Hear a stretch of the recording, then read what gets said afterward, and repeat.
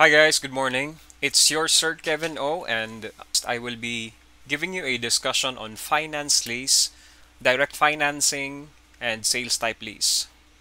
So, this is for you, my very special students. Finance lease. What is a finance lease? It is one that transfers substantially all the risk and rewards incidental to ownership of an underlying asset. So, ano ibig sabihin nun? You don't necessarily need to transfer the ownership, but all of the benefits and all of the risks will be transferred to the lessee. So if this is true, if you're really transferring all the benefits from that asset to the lessee, then you must account for it as a finance lease. In essence, ang mangyayari po dito is, kung mag-lease ka ng isang asset, ipapagamit mo sa lessee, when the time comes na isasauli na sa iyo yung asset, it is already of minimal usability. Yung rewards niya na use up na. Okay? And if anything happens to the asset, yung risk naman, talking about the risk, ang mananagot po dito is whoever is the lessee. Kasi if a lease transfers risk and rewards, it's a finance lease. To be more particular, the following instances are when the risk and rewards are transferred to the lessee. Ito po ang mga bullets na kailangan mo tandaan whether we are going to account for a lease as a finance lease or not.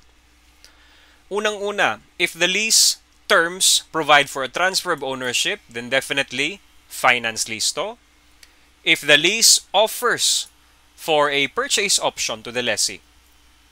Pangatlo, if the lease term approximates a major part of the asset's life. For example, the life of the asset is 10 years, tapos nilease mo siya for 8 years. So that's a majority part of the asset's life.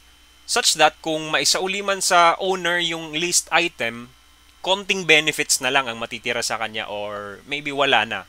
In case the leased asset life is equal to the lease term. So that can also happen. The present value of lease payments amount to substantially all the leased assets' fair value. Ang fair value ng asset, 1 million. Tapos, yung present value ng lease receivable mo is also close to that 1 million or equal to the 1 million.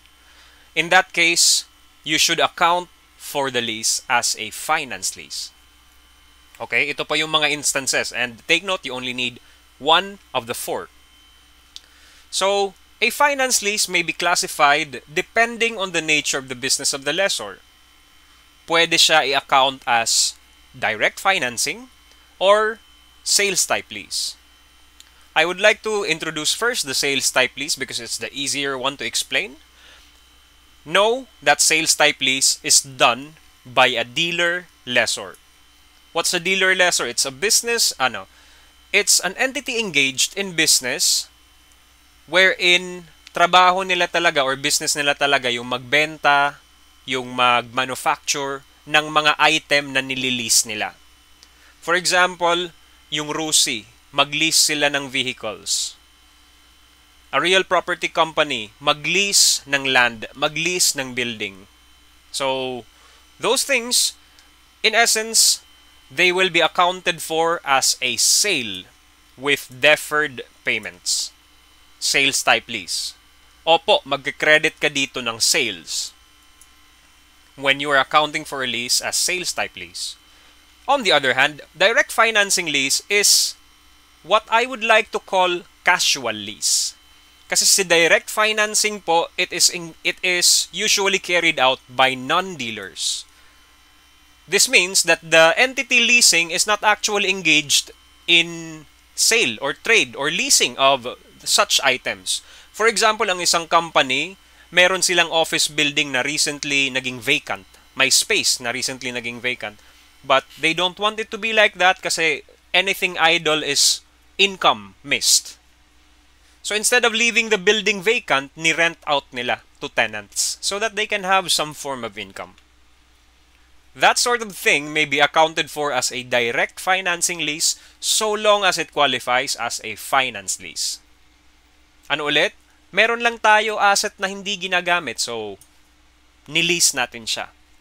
Sa baba, we are really a dealer or a manufacturer of these items, and it's our business to sell them or to lease them. So that's it. Let us take a closer look into direct financing. Direct financing. When a lessor enters into a direct financing lease, he will typically record it in a similar fashion as the following journal entry. Ito po ang i-expect mo na entry kapag mag-enter tayo into direct financing. A debit to lease receivables, credit to asset leased, and credit to unearned interest income. So, explain. Asset leased, this credit, you realize that you are just leasing the asset, di ba? Nire-rent out mo lang. Pero sir, why do we credit the asset na nililease lang? Di ba hindi naman binenta? Hindi naman tayo nag-sale ng property? Well, that's something peculiar about finance lease. Kasi although we are not really selling the asset, nililease lang natin siya, because we have essentially transferred all the risk and rewards, we also give up on the asset. We also remove the asset in our books. Because essentially, although the ownership is with us, the usufructuary or the benefits of it, we can no longer enjoy because we leased it out. Okay? As long as you can no longer enjoy the asset, then kailangan mo siya tanggalin in a lease. So, ano ulit? The first thing that you should observe is tinatanggal po ang asset sa books ni lessor. Asset leased is credited together with any direct costs. Also, we have a debit on lease receivables. This represents all of the cash payments or the rental payments that the lessor is going to expect from the entire lease period. And any additional agreements, such as, for example, guarantees on residual value, options, i-include niya yan. Basta ang kailangan mo lang tandaan, this debit to lease receivable is ano ang i-expect ni lessor na matatanggap niya from the lease. Meanwhile, unearned interest income naman, it represents the total amount of interest income na ma-earn ni lessor throughout the lease. If the lease is 5 years, the unearned interest income will also be earned in 5 years. Okay? In such fashion. Now, the lease receivable again represents all rental payments expected from the lease throughout its term. However, when we're talking about lease receivables in the financial statement position, in the statement of financial position, it is presented in this manner. So, talking about lease receivable, yung lease receivable mo po is presented like this. So, there is lease receivable gross less unearned interest income that is now equal to what you can present as the carrying amount of your lease receivable. So ano ulit? Lease receivable gross minus unearned interest income equals carrying amount. Ano ang ini-expect mo na cash payment? Ano pa ang interest na hindi pa natin na-recognize as income? Pag i-minus natin yan, we get the balance of lease receivables. Again, this is a deduction. Remember that.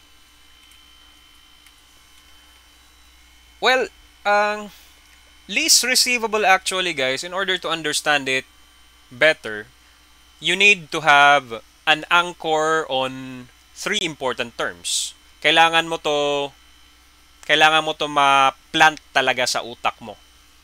Gross investment, it is your lease receivable gross. Okay? Lahat ng matatanggap ni lessor.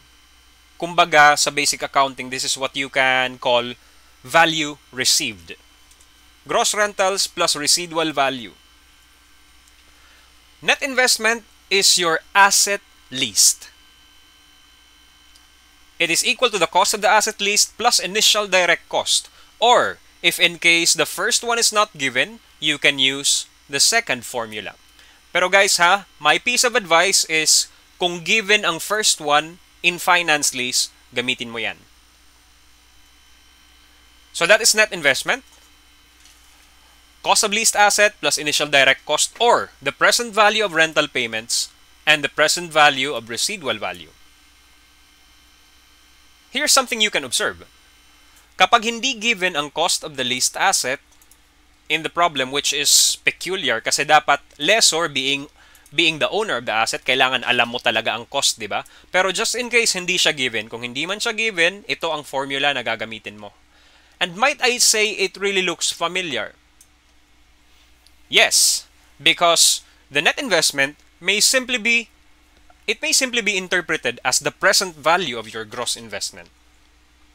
Gross rentals, present value of rentals. Residual value, present value of residual value.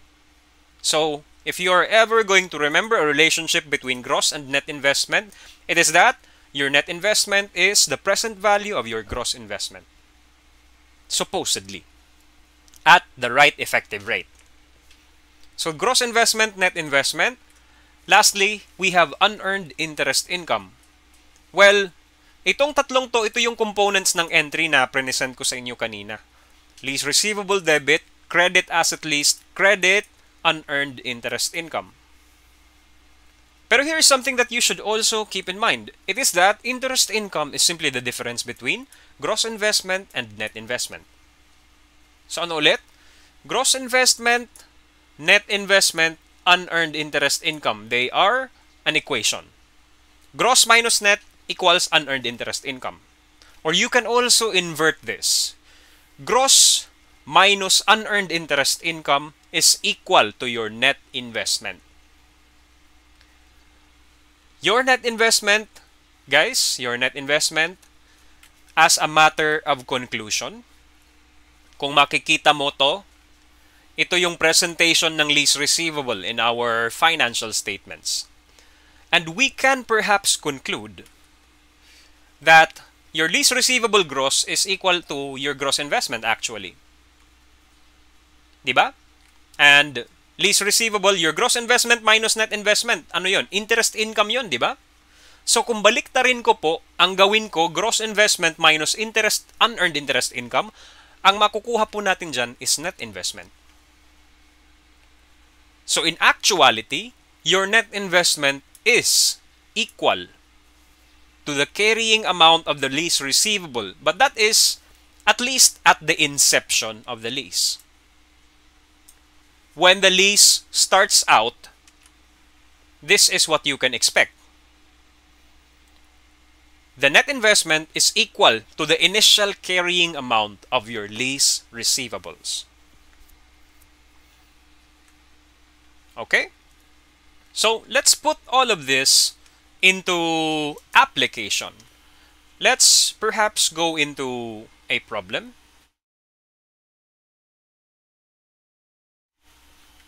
Here.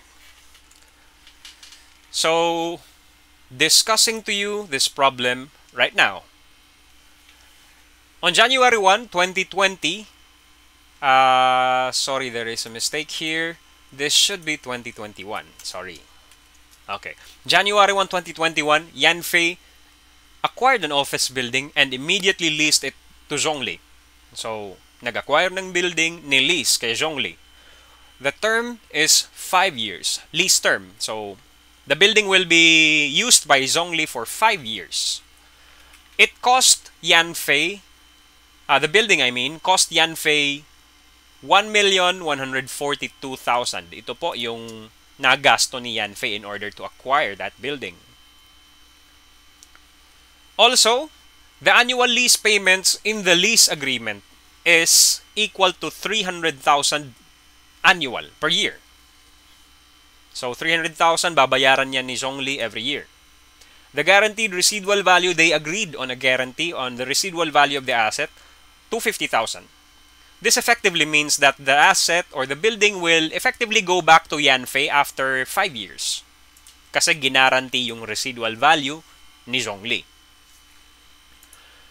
Initial direct costs of 150,000, that means si Yanfei po, apart from the cost of acquiring the building, kinailangan pa siyang mag-incur ng additional expenditures, amounting to 150,000 to secure the lease. And this one is going to be part of our net investment soon. And the rate implicit to the lease is 10%.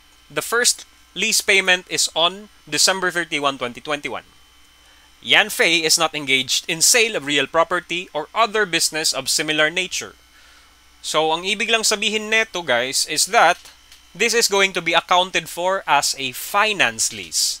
And when it's finance lease, yung accounting natin dito is somewhat casual. It's like a casual lease. As again, I mentioned earlier, I'd like to call it that for specific implications.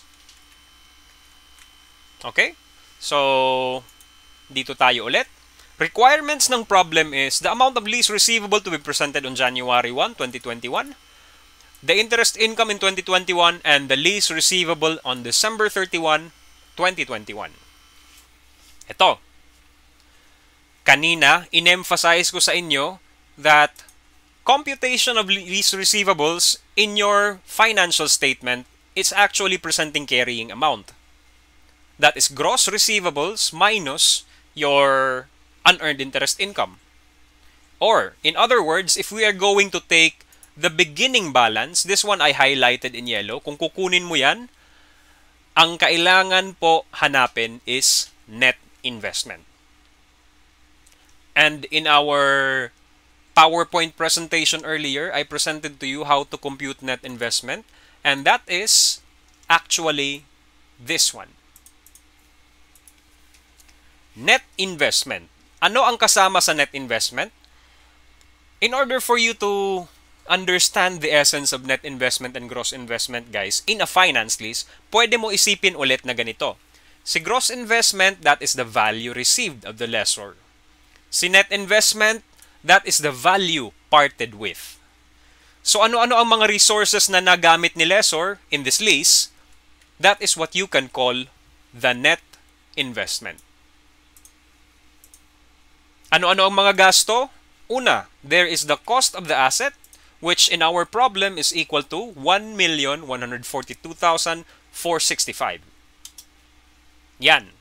Also, apart from the cost of the asset, gumasto din si Yanfei ng additional na 150,000 in order to secure the lease. So ito po, itong dalawang to, yan ang magiging net investment ni Yanfei. Yan ang costs ni Yanfei in entering into this lease.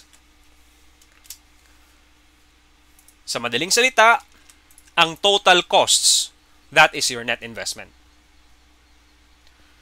Para naman sa gross investment, kumplituhin na lang natin kasi later on we will be asked the December 31 balance. Kumplituhin natin. Gross investment. Yung gross investment, that is simply equal to the annual lease payments, total annual lease payments. So, 300,000 annually, how much would that be? 300,000? How many years? Meron tayo 5 years, di ba? Sorry about that, guys. 5 years. 300,000, 5 years. That means 300,000 times 5. I get 1,500,000 under gross rentals. Kailangan ko to i-multiply by 5 years. 1,500,000. Again, that is just 300,000 times 5 years. Pagkatapos, apart from the lease payments na 300,000, Yanfei is also expecting to receive the asset back. Na-mention ko earlier na ang gross rentals, kailangan i-account mo dito all of the items na matatanggap natin, the value we receive. So, gross rentals also include the valuation of the asset when it is returned. And at that, meron tayong guarantee. And this guarantee is going to be your value received as well at the end of the lease. So itong 250,000 na to, guys, isasama natin siya sa residual value in gross investment.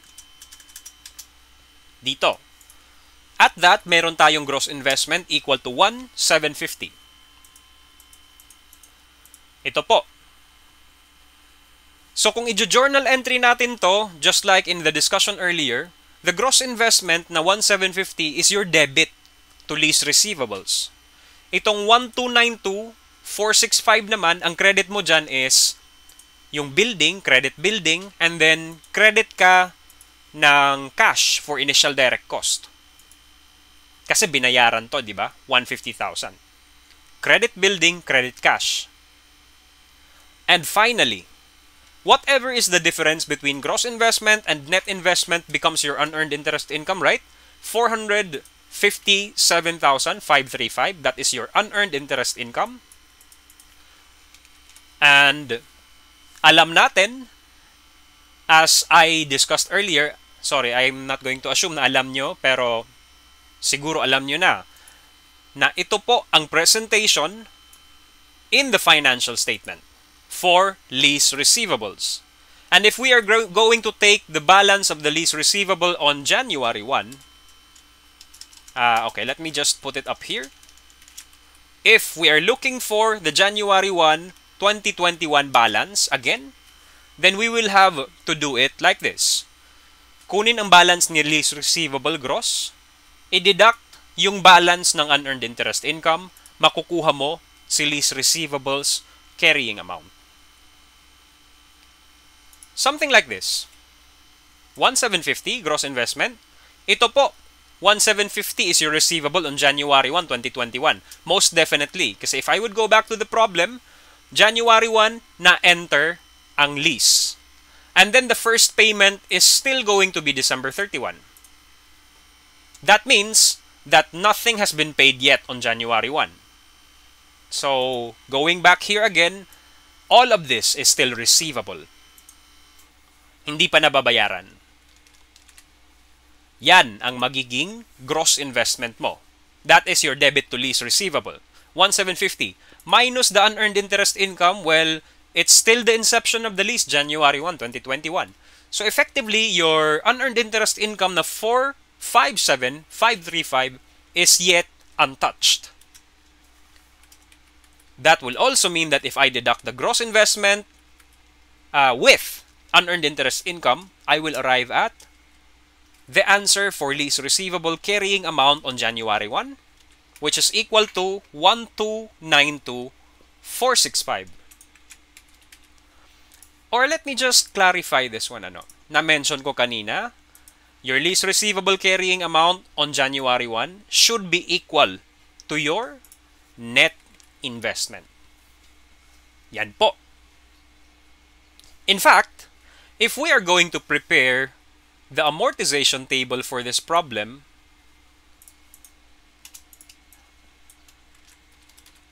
kung ipiprepare mo po ang amortization table, it should look somewhat like this, di ba?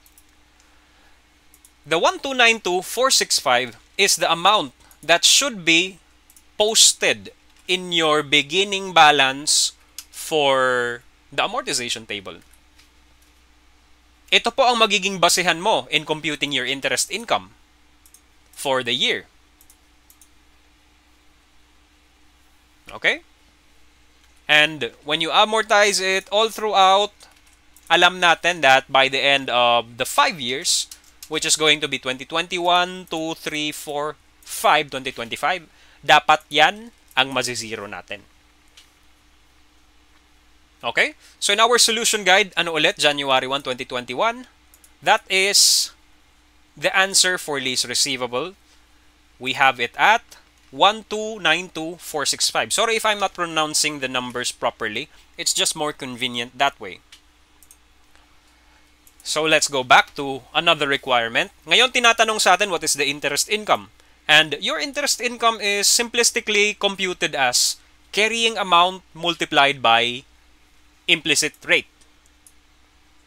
Based on our discussion in the previous discussion on leases, pareho pa rin po yung rule. If there is incremental borrowing rate and implicit rate, ang kailangan mo gamitin dyan is the implicit rate. 10% right now. So ano ulit? What is the carrying amount of the lease at the beginning of the year? I-multiply mo yan by the effective rate. This time, it's implicit rate. Carrying amount multiplied by the effective rate. So let me just key that into my calculator. 1,292,465 multiplied by 10% or 0.1. 0.1. Makukuha natin si 129,246 or 247 if we round it up. Copy ko lang yan dito. And there we have it. That is already your interest income. Okay, your answer for the second requirement, interest income. And lastly, compute the amount of lease receivable to be presented on December 31, 2021. Okay, there are two ways to get here on the year-end balance of the lease receivable. Take note that itong dalawang to, let me just unhighlight them. Itong dalawang to, the lease receivable January 1 and lease receivable December 31, they can be found in your amortization table. That is, if you will compute or if you will solve this using the amortization table. This is something I would not advise you to be doing, especially on a set examination na meron kang time limit. Kasi po, ang pag-prepare ng amortization table, it takes some time. So let me give you two types of approaches in computing carrying amount of lease receivables. Ito po ang una. First is by getting the balance of the gross and unearned interest income. Gross receivable and unearned interest income. Updating them. Ito yung balance natin for the two on January 1, di ba? But if we would like to get the December 31 balance ng carrying amount natin, ito po ang goal natin. Makuha kung ano ang December 31 balance ng carrying amount. Before we get to that, we have to first determine ano ang nangyari kay lease receivables. So, let's look into the problem. Meron tayong total lease receivable na 1,750. Ano kaya ang nangyari sa kanya throughout the year?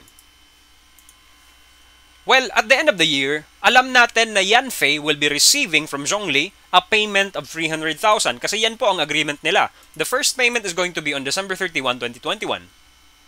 So yung 1,750 natin, by December 31, mababawasan po yan ng 300,000. In the end, meron na lang siya 1,450,000. So, pag December 31, ang balanse na lang ni gross receivables is 1,450. Yan po. And when we're talking about unearned interest income, 457,535. Sorry. I mistyped that one. 457,535. Itong balance na to that represents the unearned interest income on January 1. Unearned. Hindi pa na-earn. Pero from January 1 to December 31, that is a 1-year gap. Merong portion ng 457,535 na ma-earn mo.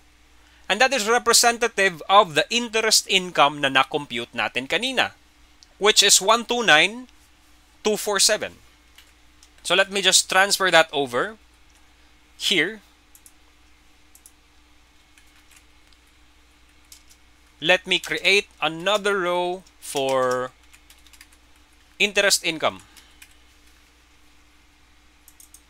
Yan. Interest income. Ang nangyayari po sa unearned interest income is as we progress throughout the periods, this one will also be diminished.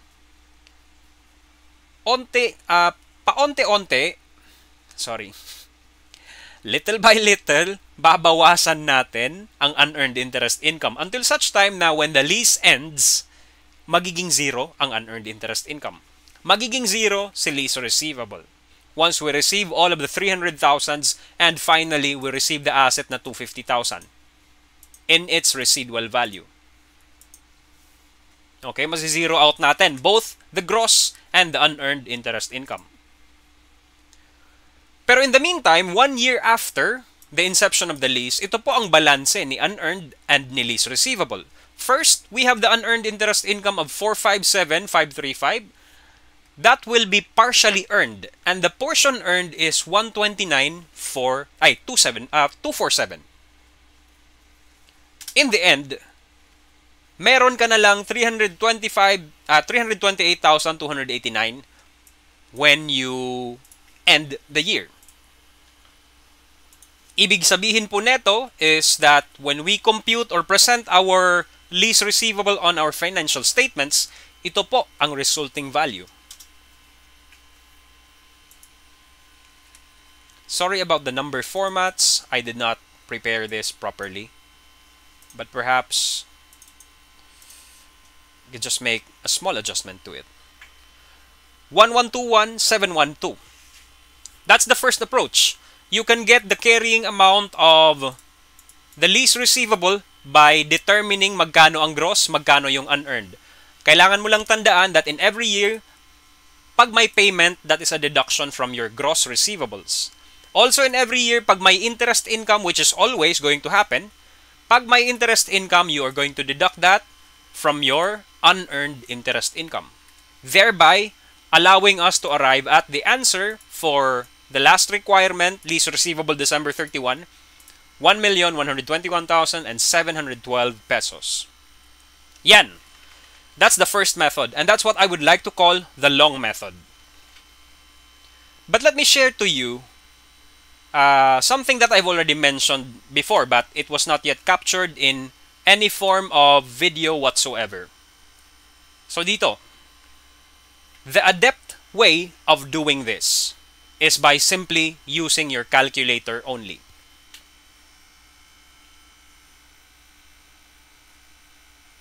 I'll explain. Makukuha ko po ang year-end balance ng lease receivable by just using my calculator. And this can be very useful if you are in quite a hurry. For example, if you are in a time pressure exam. Paano makuha ang 1,121,712, sir? Ganito lang po. In your calculator, key in the beginning balance. 1,292,465. Here's the catch. Kailangan pa rin expert ka in computing magkano yung beginning balance. If the cost is not given, kailangan alam mo paano i-present value yung rentals, paano i-present value yung gross, yung residual value. Kasi, again, when these are not given, you have to compute present values. And when you have the present values, ang lalabas po is 1,292,465. You can try it with this problem. I will assure you na ito yung lalabas na answer. 1,292,465, beginning balance. Para makarating ka sa year-end, kailangan mo mag-earn ng interest and mag-deduct ng payment. Dalawang factors. Mag-earn ng interest, which is 1,294,247, and then mag-deduct ka ng payment for the year. Kasi yan ang nangyari. In your calculator, 1,292,465, gagawin mo dyan is i-multiply mo na lang by 1.1. The multiplication of 1.1 is the 1,292,465.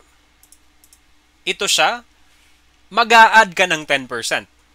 That is to represent the addition of the interest income. Multiply by 1.1. The resulting value is your carrying amount plus the interest income. Di pa tayo tapos. Kailangan mo dyan, i-deduct, ibawas mo ngayon. Magkano ang payment na natanggap natin from the lessee? Magkano yung collections natin for the year? Right after, I will get the year-end balance. Teka, there must be a mistake somewhere. 1,292,465 multiplied by 1.1 minus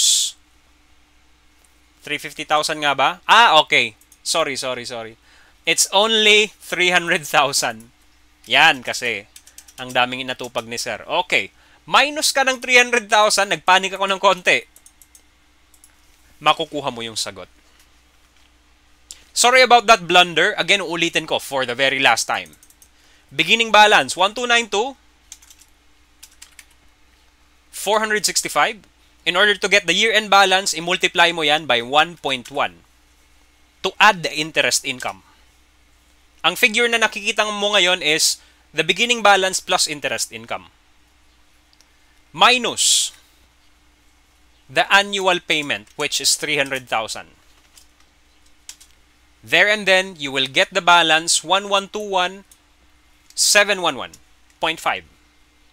That is going to be the year-end balance in your carrying amount na column. in your amortization table for December 31, 2021. Okay? And effectively, if you are trying to prepare your amortization table, you can just repeat the process in order to get the amount for next year. So I can just do over again, times 1.1 minus 300,000. Then I can already get the balance for 2022. Doing it over again, 1.1 multiply minus 300,000, I can get the balance for the third year. Do you realize how simple this would make your life so much? Kasi po, pag tinanong ka ano ang interest income, pwede ka lang mag-compute. Beginning balance times 10%. Multiply that, makukuha mo ang interest income. Sir, how about if we are asked interest income for 2022? Madali lang, may carrying amount ka na, di ba? Eh di, beginning balance, multiply by 10%, makukuha mo interest income for 2022. Life is easier kung alam mo paano i-compute ang carrying amount ng madalian. And if you are asked what is the balance of the lease receivable on December 31, 2023, then you already have your answer by just doing a simple computation. So that's it, guys, for direct financing.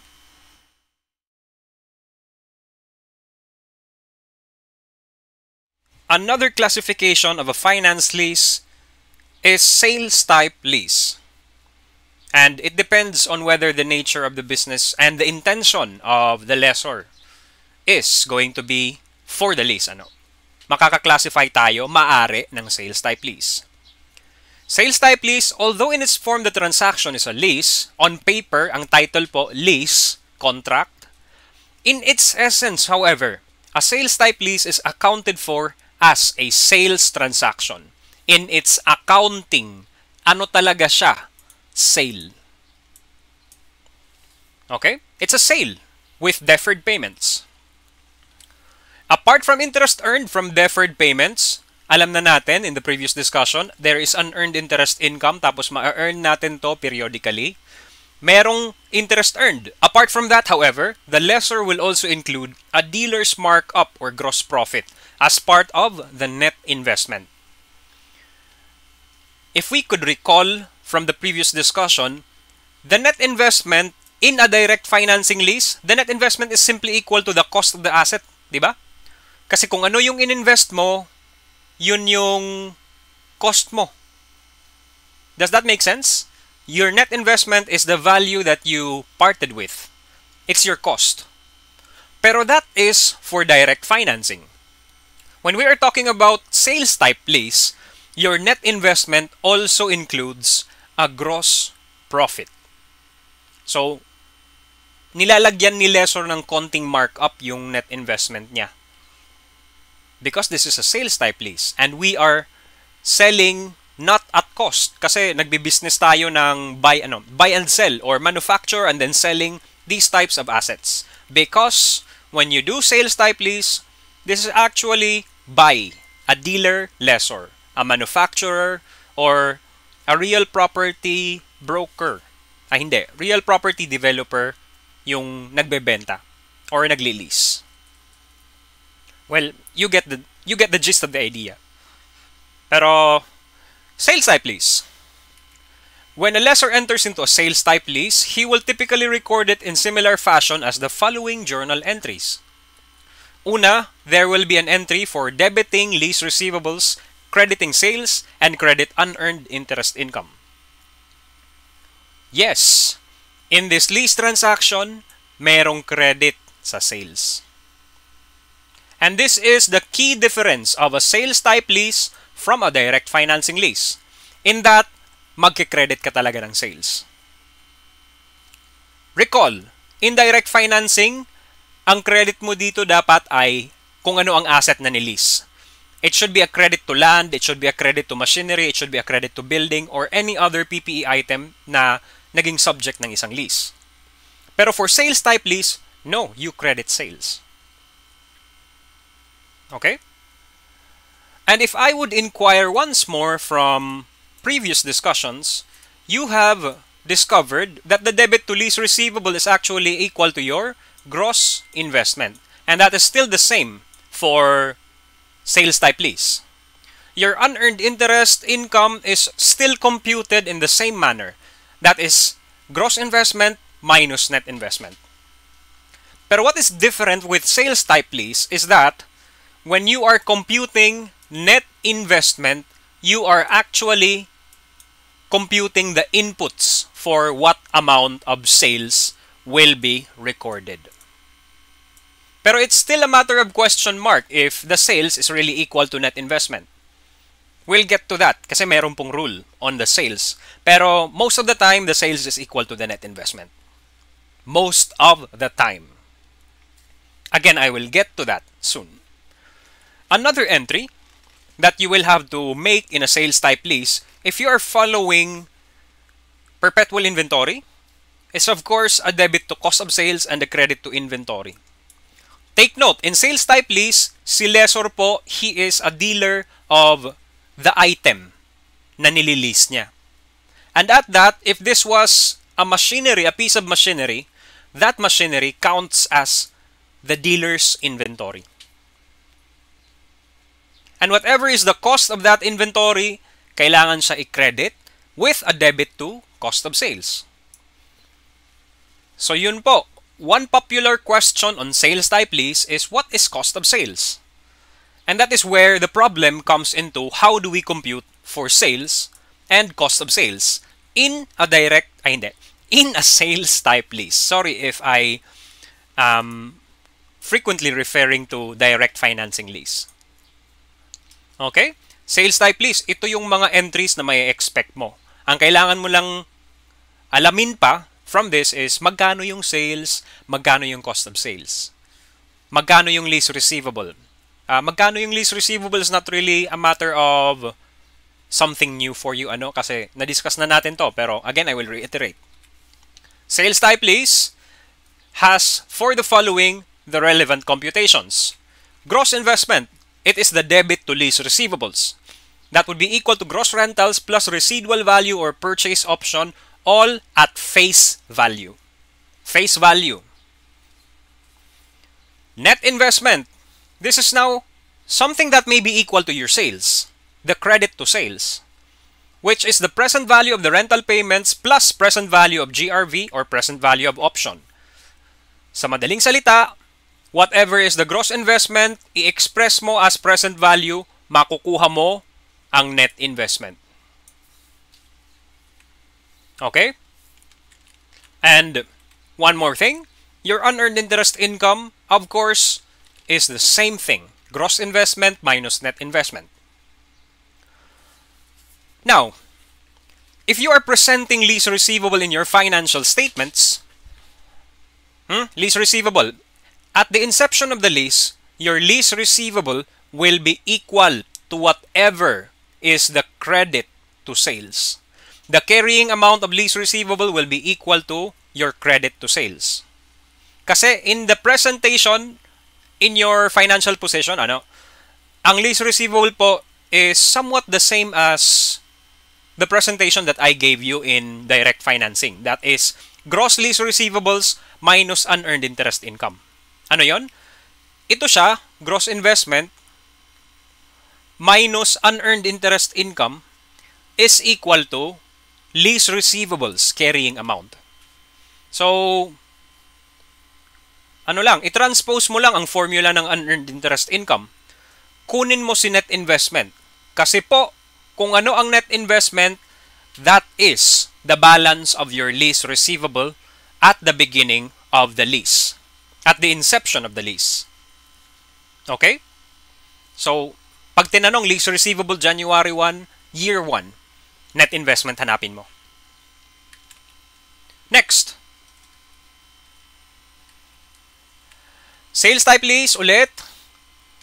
Ito ang rule sa sales.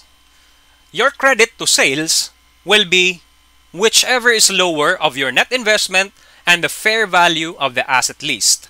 Okay, ito na po ngayon ang concept natin sa sales type lease. Sales type lease, actually, hinahanap mo magkano talaga ang market value ng asset. Kasi we would like to sell the asset at market value because we are a seller, we are a dealer. So ang sales natin, it is equal to the fair value or the net investment, whichever is lower. I-compare natin to sa direct financing. Sa direct financing po, ang net investment mo, it is equal to the cost.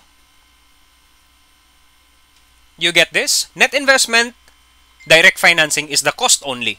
Pero kung dealer ka, ang i-recognize mo na net investment is not the cost, but rather the sales. Ito ang net investment mo if you are sales type lease. And the sales is the approximate or almost equal value to the fair value of the asset. Not the cost of the asset, but the fair value of the asset. Rule: lower lang ng net investment and fair value. There may be instances wherein the fair value is not given. At that point, you will assume that the fair value is equal to the net investment because the intention of the seller is always to sell the asset at a fair price, at a price that he is willing to give for that type of asset, at a price na acceptable sa market. Okay, so kung hindi given ang fair value, it is assumed that the fair value is equal to the net investment. Also, one more thing, even if the fair value is given, if the net investment is still lower than the fair value, you still have to go with the net investment. Basta alamin mo lang, lower ha? Yan. Pag tinanong ka, theory-wise, ito ang rule. Next, the cost of sales. The cost of sales, of course. Ano ang nalaman nyo sa basic accounting? Ano yung cost of sales? Ito yung cost ng inventory mo. If we are talking about leases, it includes the cost of the leased asset. Plus, if there is any initial direct cost. Sa inventory and sa PPE, alam natin to in some other form or merong another term for this. It's DACs. Directly attributable costs. Pero if it is related to leases, we call it initial direct costs. Okay? Here is a special something that I will explain later. Your cost of sales has to be deducted with any present value of unguaranteed residual value. I hope I can explain this one to you soon, pero not now, not while we are still discussing theory. Sige na nga. I am itching to explain it to you. Eto, cost of sales. Tinatanggal po si unguaranteed residual value because it is the portion of the cost of the asset. It is a portion of the cost of the asset that is worthless to the seller. If we are not assured to receive the asset back at a value equal to the fair value or equal to the residual value, then it's good as valueless. Okay, it's a part of the asset that is not really part of the lease kasi hindi siya naging promised. I don't know if you follow that, guys, pero kung hindi mo pa talaga maintindihan, you can just ask me, we can talk it out. Maybe I can cite a few more examples.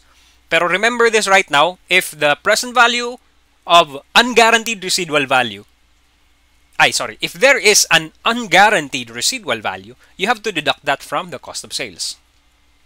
So you will always have to look for inputs on residual value. Palagi mong hanapin kung guaranteed ba to or hindi. Kasi kung guaranteed yan, that is something that you need to add to your gross investment and your net investment. But if the residual value is unguaranteed, you don't have to include that in your net investment. You will have to deduct it instead from your cost of sales. Well, so much for that. More. Okay. Inulets na lang to.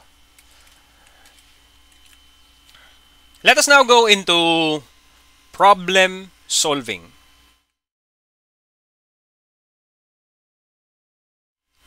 I have here a problem for you concerning sales type lease.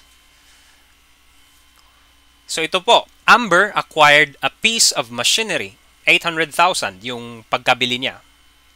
On the same date, Amber leased the machinery to Lumin. So, kailan daw ni lease? January 1, 2021, on the same date. So that means it is also the date when Amber acquired the machinery. The lease term is 4 years.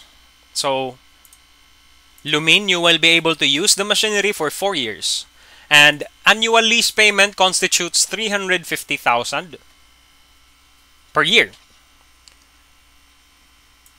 There is an unguaranteed residual value of 150,000. Okay guys, for illustration's sake, let us have first guaranteed. Kasi po, you have not experienced this one yet. Medyo special case si unguaranteed. Gawin muna natin tong guaranteed residual value para ma-introduce natin yung illustration properly. Guaranteed residual value, 150,000. Also, initial direct cost of 200,000 was spent by Amber. The rate implicit to the lease is 10%. The first lease payment is on December 31, 2021. Amber is engaged in selling similar items to other parties. What does that mean? This statement alone, ito siya. It gives us a conclusion that we must account for the lease as a sales type lease. Okay, yan yung nail in the coffin na kailangan sales type lease to. You must look for these implications, guys, kasi in the absence of that statement, you might be confused kung ano ang gagamitin dito, direct financing or sales type. Okay? Look for statements that would describe the business of the lessor. This time, Amber is engaged in selling similar items. So, this is a sales type lease. Requirements. The lease receivable balance presented in the FS on January 1, 2021. The amount of gross profit, interest income, and lease receivable balance December 31, 2021. First things first. Lease receivable balance presented on January 1, 2021. This one is actually your lease receivable carrying amount. Or that is equal to your net investment. Net investment. Or fair value of the asset, whichever is lower. And as you have observed in our given, wala pong fair value of the asset. So with that, we are left with one thing. We are only left with net investment. Kailangan natin i-compute si net investment. For that, I have here your solution guide. I already took the liberty of doing the present value factors, PV of 1, 4 periods, 10%. PV annuity of 1, 4 periods, 10%. Let's get into the computations. So, kumpletuhin na lang natin, guys. We might be needing the information anyway later. So, sa gross rentals, meron tayo annually 350,000 in my calculator. Multiply that by how many years? 4 years. So we have 1,400,000 for gross rentals. Option or residual value. Kailangan mo siya i-include sa gross investment. Option or guaranteed residual value.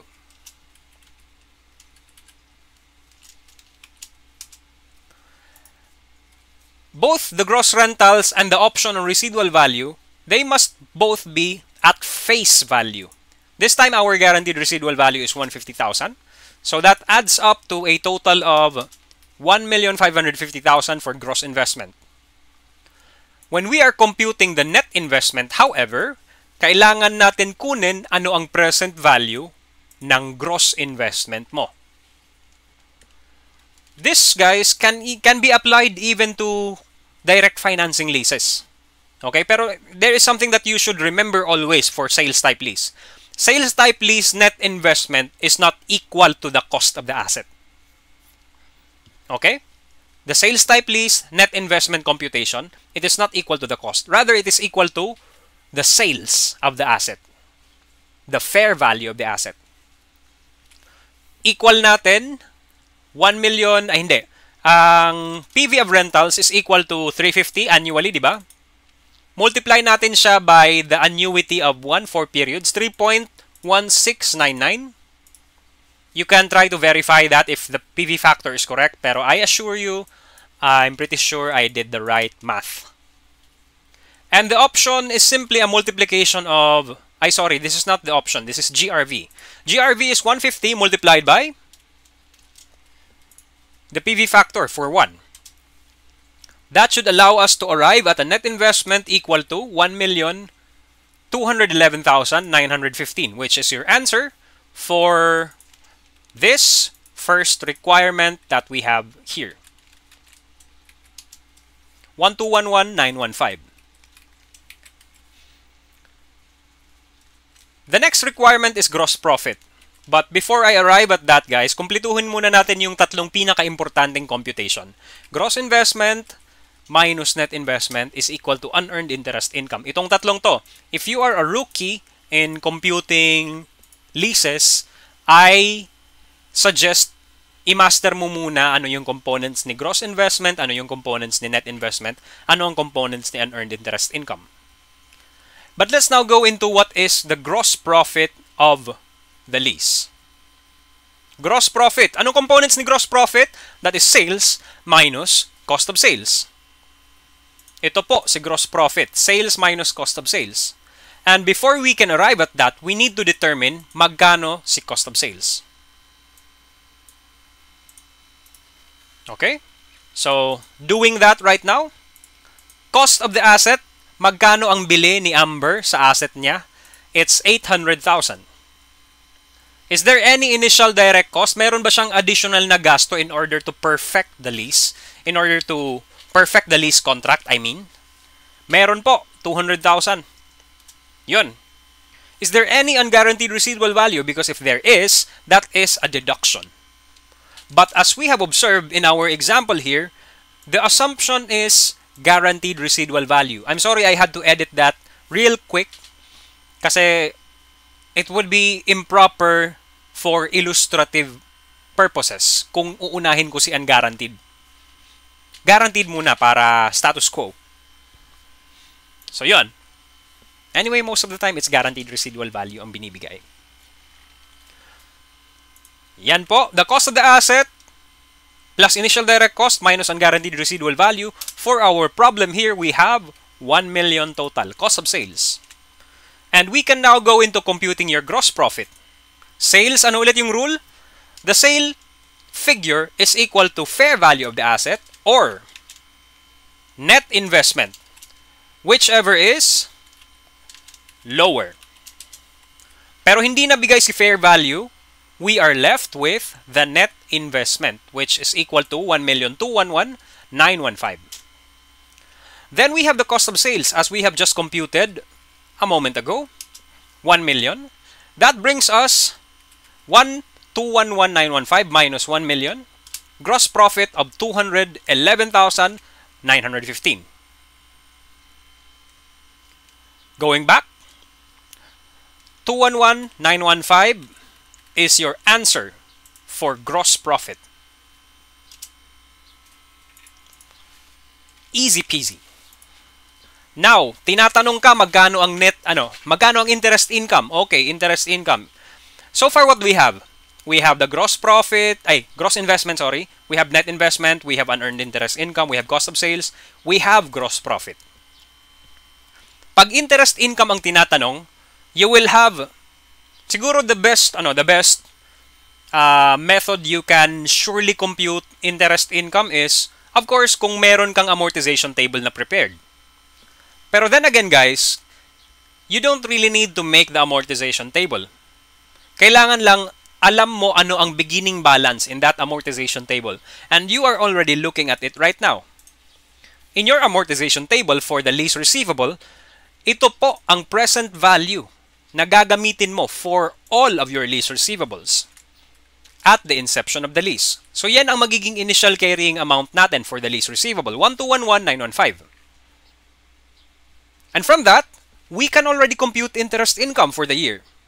We can already arrive at the ending balance. as I have taught you in a previous discussion.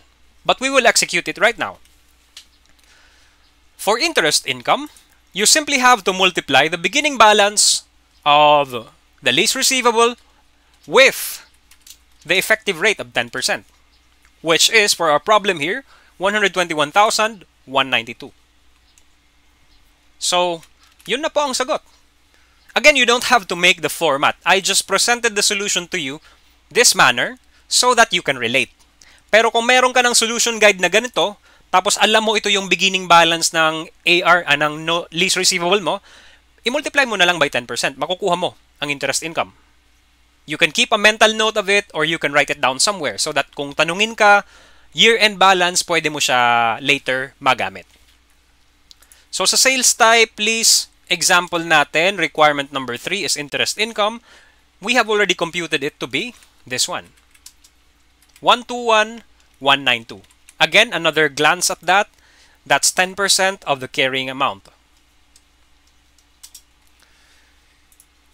Oh well, right now we are being asked the carrying amount for December 31, 2021, which I have already taught a technique. How do you get the December 31 balance for the beginning of from the beginning of the year, no? That is 121,915 beginning 121,915. In my calculator, ang gagawin mo dito is multiply natin siya by 1.1. That is the carrying amount plus 10% or the interest income. We get 1,333,106. That is not a meaningful amount, guys, kasi hindi pa tapos ang computation. After adding the interest income, you will have to deduct the amount of annual lease payments. Actually, we are just recalling kung ano ang nangyayari sa amortization table. Kasi ang carrying amount na to, it will be increased for any interest income and it will be decreased for any payments made. So, add interest income minus payment. Magkano yung payment? 350. Ano ang makukuha mo pag i-minus ko si 350? Makukuha mo si year-end balance which is equal to 983,106.5 or 107. As simple as that. But then again, you don't have to make the amortization table if you already know what goes in it. If you can do all of that in your calculator, go ahead. 983,107, that is your answer for the final requirement. And that's it. We're done with the problem. But we're not done yet with introducing different scenarios that might arise. For example, what if yun na yung sinabi ko kanina? What if hindi guaranteed residual value ang binigay? It is instead unguaranteed residual value. What will change? Dito po.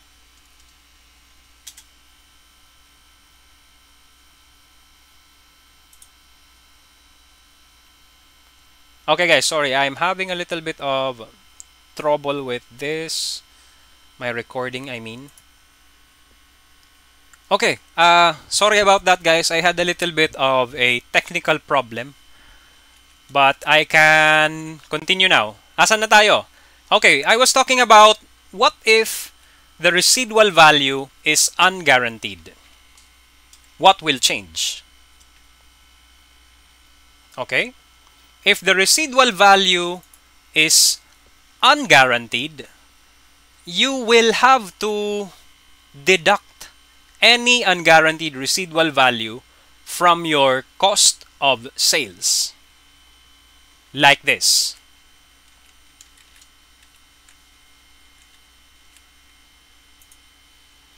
So, magkakaroon tayo dito ng deduction equal to the unguaranteed residual value of 150,000. Let me just show it as an accounting figure. So you get the drill here. No decimals, yon. Also, in addition to deducting it from your guaranteed residual value, you will also have to edit a little bit on your sales figure. Kasi a similar behavior will be followed by sales. Okay? Ito po ang mangyayari kapag unguaranteed ang residual value. Tanggalin mo dito yung GRV. Kasi technically, this is not GRV. This is unguaranteed residual value. It is not included as part of your sales. So, well, actually, guys, I will not remove it in net investment kasi net investment is supposed to be the same. However, in the computation of your sales figure, kung magkaroon tayo ng computation ng sales, kailangan natin tanggalin din si unguaranteed residual value. So, yun. Negative 150,000. It needs to be deducted again from our sales. Much like how we removed it from cost of sales.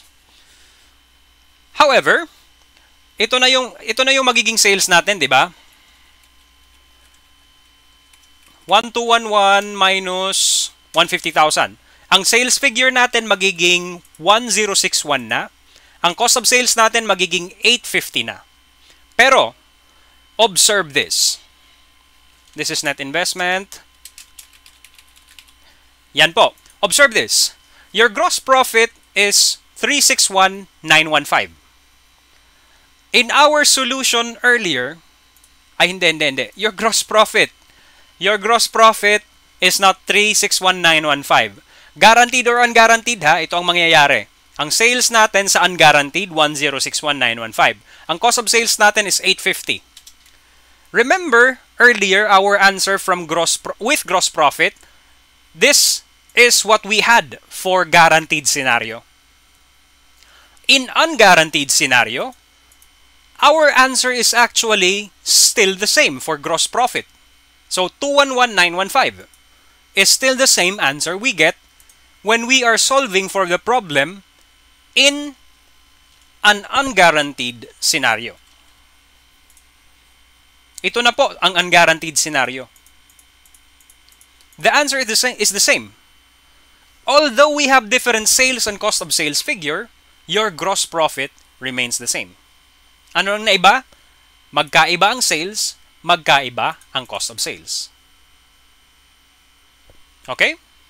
So that is the effect of unguaranteed residual value. But let me undo all of those effects, guys, because I will be assuming another scenario. We are now back to guaranteed residual value. Dito. This is now guaranteed residual value without the edit. Guaranteed. Whether guaranteed residual value or option or purchase option ang bigay, there is no difference in any of the calculations. Wala pong magbabago sa calculations natin. Siguro ang mababago lang sa solution natin is that instead of GRV, ang i-add mo dito option. But it's the same amount. Instead of GRV, option dito. Your net investment, gross investment, unearned interest income, they remain the same. Keep that in mind. Only thing that will change is the description.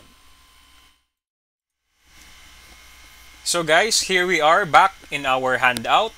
This time, our attention is now on item number 31 to 32, to which the requirements are 31. How much profit, inclusive of interest revenue, should Thelma report from this lease for the year ended December 31, 2016? And then number 32, how much should Thelma report as net investment in the lease on December 31, 2016? Statement of financial position. Number 32's requirement, guys, is also equal to how much is the carrying amount of our lease receivables. Do take note that our net investment will be equal to the lease receivable present value. So, ang gagawin lang natin dito, we will simply get the balance of lease receivables at year end given that we start on January 1, 2016. So, with that being said, let us go through the details of the problem. Una, Thelma Industries leased equipment to Trishan for a 4-year period. So, 4 years ang term po. It will end December 31, 2019. The equipment has a cost to Thelma, 300,000, and it has an expected useful life of 5 years. The annual payments are 118,000, including 10,000 executory costs. Okay, that 118,951, kailangan po natin i-deduct yung 10,000 executory cost if we wish to separate the lease payments from the expense. Expense po ang 10,000, alam natin yan. Next, the equipment's fair value is 400,000. This piece of information is also important kasi i-compare natin to with our computed amount sa net investment. Whichever is lower, yun ang magiging figure for sales. And that will also be the initial carrying amount of our lease receivables. The lessee guarantees residual value of 80,000. Very important. We will have to include this in the computation of our gross investment and net investment. At gross investment, the face value will be included. At net investment, the present value will be included. The lease payment is due every December 31, and Trishan made the first payment on December 31, 2016. This statement means that we will be using present value of ordinary annuity kasi po, hindi siya pronto may bayad. We will not be paying anything on January 1. Or receiving anything on January 1. Lessor na pala tayo ngayon, ano? Trishan's implicit interest rate is 10%. Very important. We will need that in computing our present value factors and interest expense. Thelma incurred 15,000 cost to consummate the lease contract. The 15,000 is going to be added to net investment if we are direct financing, or it will be added to cost of sales if we are sales type lease. To which the last statement, guys, will support that decision. Ito po, na-highlight ko na ang mga importanteng parts ng problem natin. So we'll go with the thought process of how this is going to be answered. Ano? For all lease problems, the very first thing that you will have to think about is this a lessor or a lessee problem? We check that out. This is lessor problem. Okay, lessor, is this operating lease or finance lease? Without even reading anything, guys, the presumption is all leases will be finance lease. Pero alam ko po, meron po tayong rule, di ba, on how and when to account for a lease as a finance lease. We have 4 categories. I would just direct you to revisit that one so that I don't need to repeat it here. Pero generally, kung hindi evident sa problem na operating lease siya, most of the problems, 80 to 90% of the problems out there in the bank are finance lease. So yun, my presumption, meron tayong prejudice towards finance lease over operating lease. Lessor or lessee, finance lease or operating. And then if finance lease, kung lessor accounting po tayo, you will have to ascertain the very important one to decide. Are we going to be direct financing in terms of how we will account for it, or are we going to be sales type lease? Eto, very crucial kasi magkakaiba po yung yung sales figure mo, magkakaiba yung cost of sales figure mo if we will account for it as direct financing over sales type lease. And to this, guys, one statement is enough to know whether direct financing or sales type tayo. And in our problem, that is the last statement. Thelma engages in trade of similar equipment, which means that Thelma is a manufacturer or a dealer of these types of equipment. That checks out na dapat sales type lease ang gamitin natin dito. But if you may have a question, Sir, how about if there is no statement like this? Guys, you will still have to find other clues about the business of our lessor here. Well, upon reading the name of our lessor, guys, Thelma Industries, that name sounds like a manufacturer, di ba? So, it's going to be difficult. In some problems, i-mention yan kung sales type or sales type or direct financing. Pero sometimes it's difficult to determine kung hindi siya explicitly sinasabi, which is why you need to look for statements like this last one and statements or names of the company na lang. Yun na lang ang mga clues mo. Pero eto na-determine natin na ang meron tayo is sales type lease. So we will proceed with that in mind. Okay, profit. Ano nga ba ang sources of profit ng sales type lease? Of course, you have gross profit. Meron kang gross profit, which is you need to compute sales and cost of sales figures to get the gross profit. And of course, also from the deferred payments, we need to include interest income. Dalawa po ang kailangan natin hanapin dito. So for that, item number 31, I will be using the following solution guide. Okay. In this solution guide, I have summarized the most important details like the amount of annual payment, the executory cost included, the guaranteed residual value, cost of the asset, initial direct cost. So, I don't think I missed a single one there. I included everything, except I did not note the fair value since we will still verify if it is lower than the present value of our lease payments, including residual value, of course. So let's get to problem solving. Ito na po ang problem once I summarize its important parts. And also, this is sales type lease. Okay. First things first, we need to compute magkano ang annual lease payments. Kasi po, we will need that piece of information if we are going to compute for our gross investment. Ito yung pinakauna na i-compute natin. That is equal to lease payments plus residual value. Okay?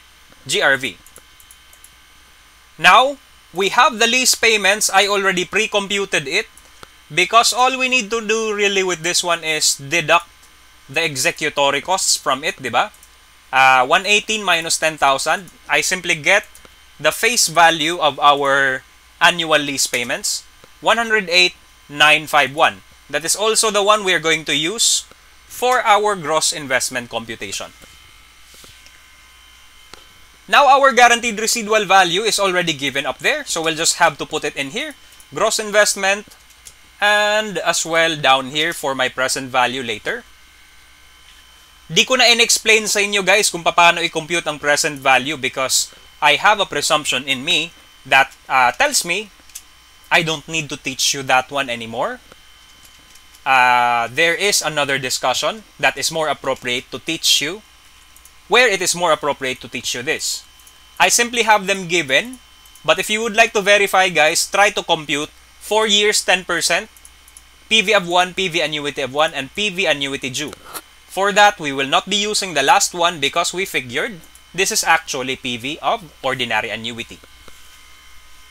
So meron na tayo gross investment and that much is equal to the following. Sorry guys. Ang gross investment natin, ang lease payments, it will have to be multiplied by 4 years. Kasi po, alam na, 4 times ang payment mangyayari. My bad. Okay? So, lease payments, guaranteed residual value, etc. Next thing to compute is your net investment. And for that, we will also proceed to unearned interest income just so kung itanong sa'yo, alam mo kagad kung paano siya i-compute. And for this, I have here the present value factors that we need. Ito pala. I have the present value factors that we need in order for us to arrive at the answers that we have to use. So, dito po, the lease payments will have to be multiplied by the PV of annuity of 1. And the guaranteed residual value will have to be multiplied by the PV of 1. Ito, ordinary annuity and PV of 1. Total is 400,000 and 1 peso. Siguro guys, we can say that this is 400,000. Yung nagka-problema lang tayo sa rounding off of the figures, ano?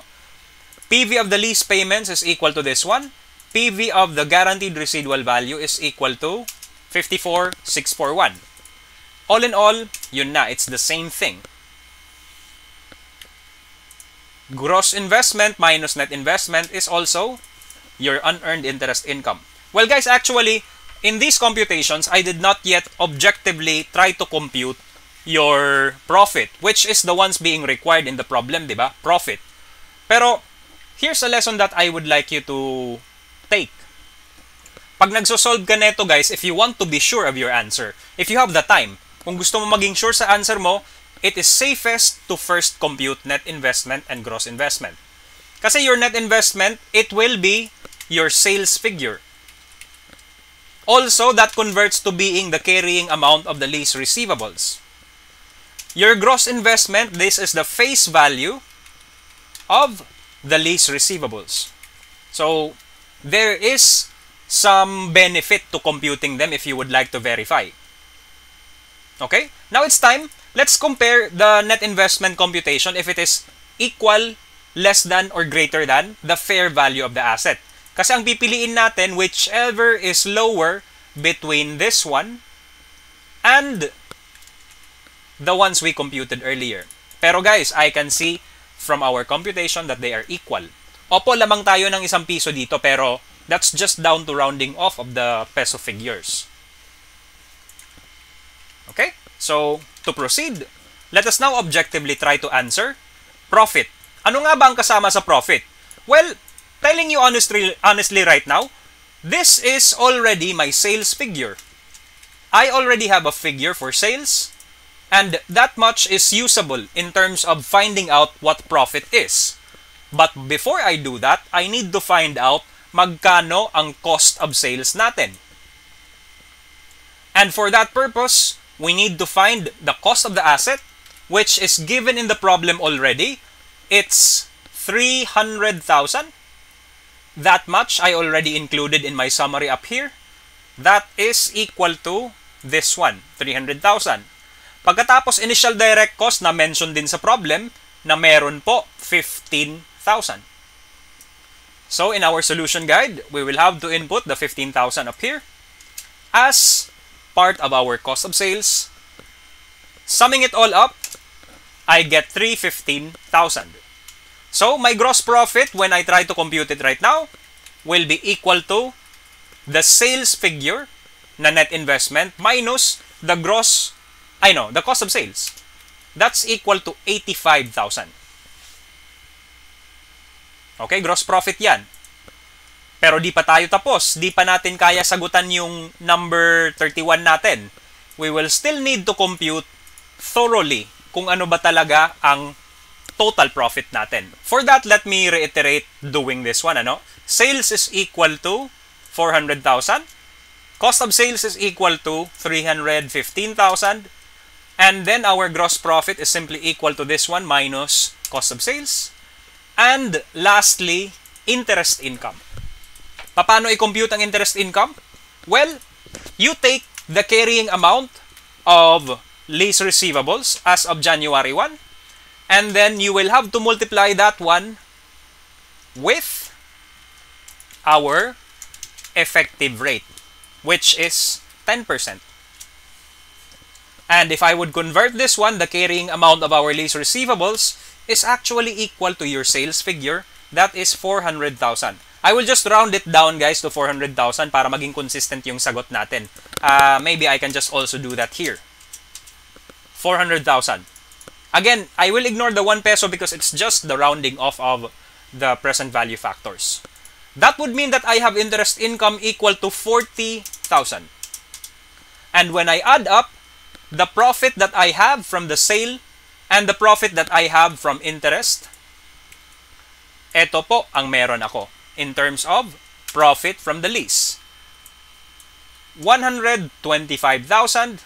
Our answer for the first requirement? Letter B. So this is a different type of questioning compared to those that I answered earlier. Kasi yung itanong sa'yo, what is the gross profit, what is the lease receivable, what is the gross investment, net investment, etc. Itong type of questioning na to, it is somewhat a little bit complicated because it involves more than one factor. And in order to arrive at this answer, take a look at what hassle we had to go through. Kailangan na compute mo muna yung sales figure mo or yung lease receivable carrying amount mo, net investment. Kailangan na compute mo yung cost of sales. At kailangan alam mo paano i-compute ang gross profit and interest income. Okay? It's a little bit of a comprehensive problem, although it's just a capsule problem na ganito lang kaliit. Number 32, however, is a straightforward question. It's simply asking us, ano daw yung balance ng net investment natin on December 31, 2016? And that is that is answerable quickly.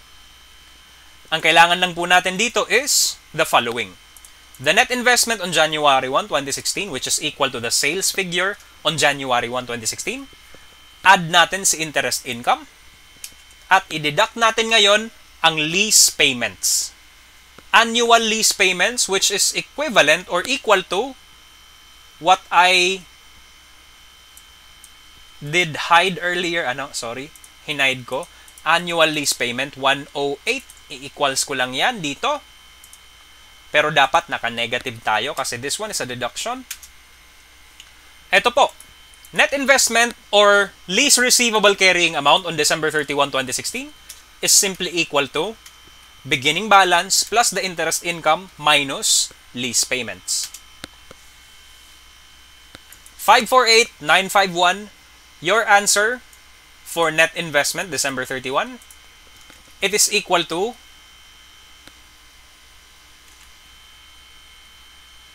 sorry guys, nagpanik ako ng konti.